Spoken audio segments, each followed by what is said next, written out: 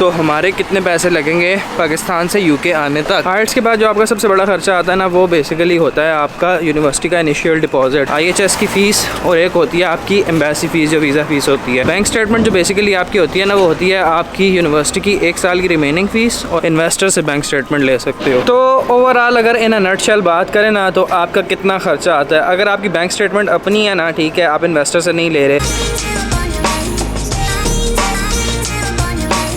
Video start करने से पहले ये बताना था कि वीडियो लास्ट वीक या स्नोफॉल से पहले, बट मुझे एडिट और अपलोड करने का टाइम नहीं मिला, सो इसमें जो भी बातें हैं स्नोफॉल से पहले की हैं। अस्सलाम वालेकुम everyone, this is Talha Rahman and welcome back to my channel once again. तो यार आज की इस वीडियो में मैं अभी जा रहा हूँ यूनिवर्सिटी, और भाई टेम्परेचर की अगर बात करें ना, तो टेम्परेचर हुआ -3। एक मिनट मैं आपको दिखा दूँ, ये देखो, ये हालात चेक करो गाड़ियों के। स्नो देख रहे हो ऊपर, ये स्नो नहीं है, ये जो रात को ओस पड़ती रही है ना, ये वो जम गई है।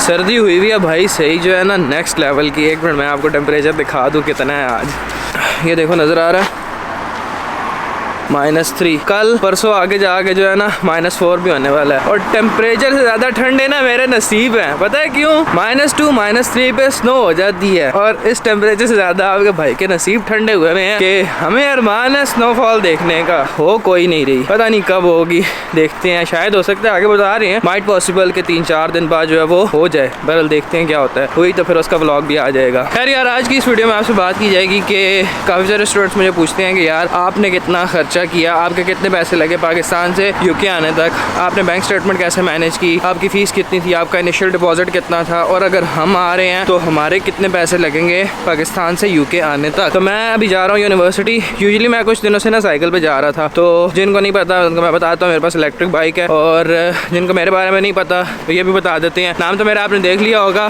तलहा रहमान। मैं रहता हूँ बर्मिंघम यूके में, और मैं हूँ यहाँ पे एक स्टूडेंट। मैं हूँ पाकिस्तान से, और मेरा कोर्स है MSc accounting and finance advance diploma route, और मैं पढ़ रहा हूँ BPP यूनिवर्सिटी के बर्मिंघम कैंपस में।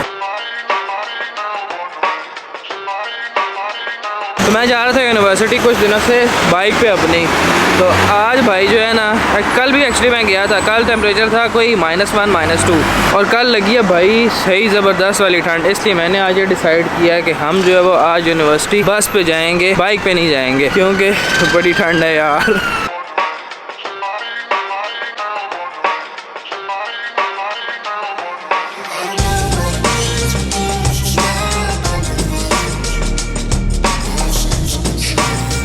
तो यार टाउन जो है वो मैं पहुंच गया हूँ, और ये पीछे आप देख सकते हो क्रिसमस की तैयारियां यहाँ पे चल रही हैं। और आज मैंने ना थोड़ा रूट डिफरेंट लिया है, थोड़ा सा चेंज किया है। यूजुअली मैं वो प्राइमार्क वाली तरफ से ज़्यादा था, अगर आप मेरी रेगुलर वीडियोस देखते हो तो। आज जो है वो मैंने रास्ता चेंज किया। अब ये मेन सिटी सेंटर है, वो भी खैर सिटी सेंटर ही है, लेकिन ये है कि ये जो चर्च आता है ना, ये वो वाला रास्ता है। जब आप आओगे तो आपको पता चल जाएगा। फिर चलने की थोड़ी बहुत आदत डाल के आना, यहाँ पे कभी कभार चलना पड़ जाता है। चिड़ियाँ यहाँ पे वैसे यूजुअली होती नहीं है, सांस फूल के।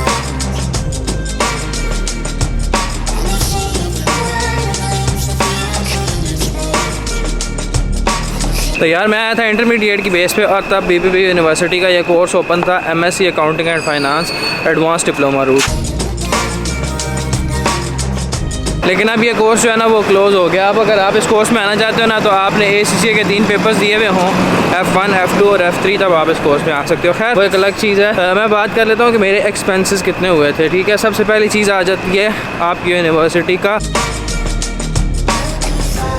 इनिशियल डिपॉजिट, कि आपको सबसे पहला एक्सपेंस वो करना पड़ता है। हाँ, उससे पहले भी होता है थोड़ा बहुत, लाइक जैसे आप आइल्स या PT वगैरह देते हो, तो उस पर आपका तकरीबन कोई 50-60 हज़ार लग जाता है। मतलब कि 37-38,000 फीस होती है टेस्ट की, और अगर आप ट्यूशन वगैरह लेते हो तो ऑब्वियसली उसकी देनी पड़ती है आपको। आइल्स के बाद जो आपका सबसे बड़ा खर्चा आता है ना, वो बेसिकली होता है आपका यूनिवर्सिटी का इनिशियल डिपॉजिट। अब वो डिपेंड करता है कि आपकी फ़ीस कितनी है। मेरा इनिशियल डिपॉजिट था 5000 पाउंड, और ये बनता है, आप हिसाब लगा लेना, मैं पाउंड में सारी बात करूँगा। पहला होता है आपका इनिशियल डिपॉजिट, और उसके बाद आपके आपके दो मेन खर्चे होते हैं। उसमें एक आपकी होती है IHS की फ़ीस और एक होती है आपकी एम्बेसी फ़ीस जो वीज़ा फ़ीस होती है। IHS की जो फ़ीस होती है ना वो होती है ऑलमोस्ट कोई 475 पाउंड पर ईयर की। अब जितना आपका कोर्स की ड्यूरेशन है उस हिसाब से होती है। तो मेरी जो टोटल फ़ीस बनी थी वो बनी थी 1410 पाउंड और ये तकरीबन कोई 3.5 लाख के राउंड अबाउट बनती है। ठीक है, 5000 इनिशियल डिपॉजिट हो गया और उसके बाद होगी 1410 पाउंड आपकी यूनिवर्सिटी IHS की फ़ीस। नेक्स्ट जो आपकी चीज़ आती है वो आती है आपकी वीज़ा फ़ीस। वीज़ा फ़ीस मैंने दी थी 85,000। अब मुझे उसका एग्जैक्ट फिगर तो नहीं पता, मैं यहाँ पे कहीं वेबसाइट से देखे ना नीचे यहाँ पे डाल दूंगा स्क्रीन पे, आप देख लीजिएगा। वीज़ा फ़ीस दी थी और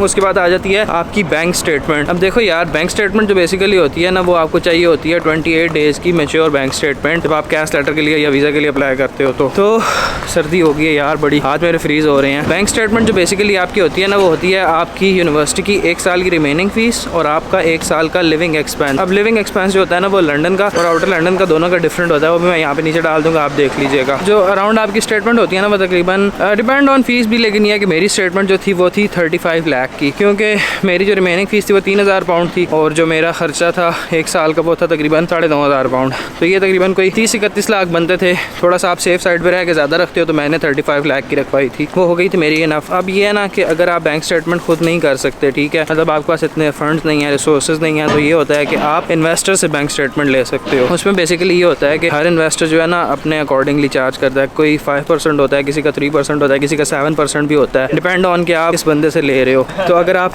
40 लाख की स्टेटमेंट है ना तो हिसाब लगा लो 1 लाख पे 7,000 और 7,000 कितने होते हैं 28, तकरीबन 3 से 4 लाख आपका जो है वो लग जाता है बैंक स्टेटमेंट पे आपकी, अगर आप इन्वेस्टर से ले रहे हो।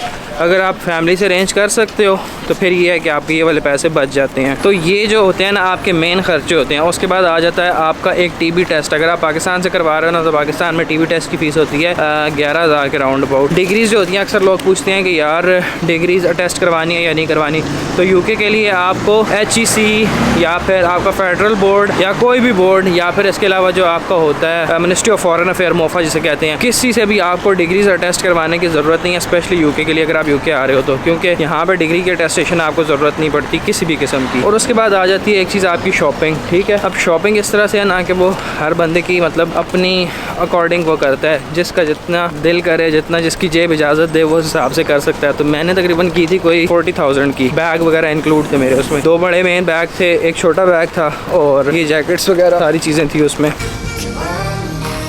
तो यार अभी यूनिवर्सिटी में पहुंच आए हैं और बाकी बात जो है ना वो आपसे ब्रेक में की जाए, क्योंकि हमारे एग्ज़ाम जो है वो सर पे आ गए हैं और टोटल 3-4 क्लासेस बची हैं। एक मेरा एग्ज़ाम है 19 को, एक मेरा एग्ज़ाम है 22 को, एक है मेरा परफॉर्मेंस मैनेजमेंट और एक है मेरा टैक्स का। ये देखो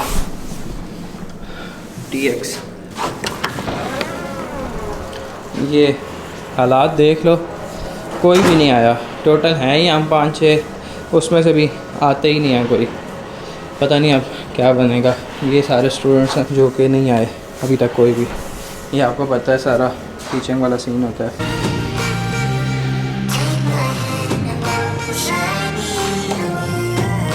तो यार हमें हो गई अभी लंच ब्रेक और हम जा रहे हैं पिज़्ज़ा खाने, उसी जगह पे जहाँ पे हम लास्ट टाइम गए थे। अगर आपने मेरी वीडियो देखी थी 1-2 वीडियो पहले वाली, तो उसमें हम गए थे कैस्पियन पिज़्ज़ा पे। तो अभी वहीं पे जाएंगे पिज़्ज़ा खाने। और ठंड भाई बड़ी हुई है, हाथ जम रहे हैं कसम से, कैमरा भी शेक कर रहा है। तो अभी जा रहे हैं पिज़्ज़ा खाने और फिर उसके बाद जो है वो आपको बाकी की डिटेल्स बताते हैं कि मैंने बाकी सारी बता दी थी, फ़ीस वगैरह इनिशियल वगैरह जो रह क्या था, तो अभी आपको खाने के बाद बताते हैं।